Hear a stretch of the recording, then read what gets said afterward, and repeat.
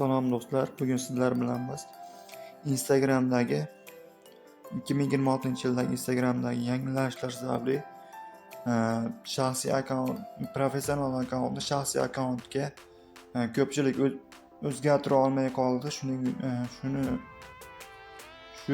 Shuning uchun men sizlarga qanday qilib professional akkauntni shaxsiy akkauntga o'tkazishni o'rgatib o'taman. O'tgan safargi videoyimda shaxsiy akkauntni biznes akkaunt qilishni o'rgatgan edim. U videoni ko'rmoqchi bo'lsangiz kanalimda turibdi. Xohlasangiz ko'rib o'rganib olishingiz mumkin.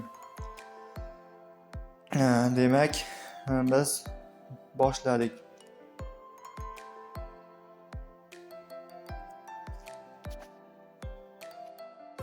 Mana Instagramga ham kirib oldik.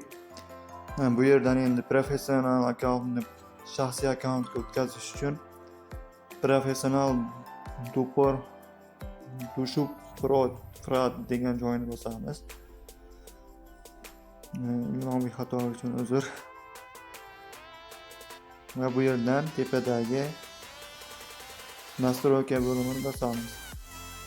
Va bu yerdan pastga tushganimizda switch account to degan joyni bosamiz. Va bu yerdan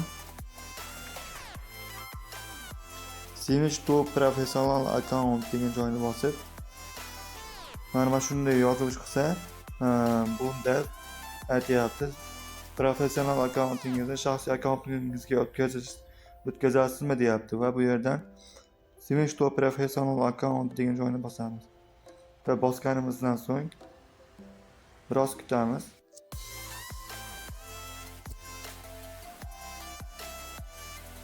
Va o'zgaradi do'stlar. Mana hozir chiqib ko'rsataman. Professional akkauntimiz shaxsiy akkauntga o'zgardi.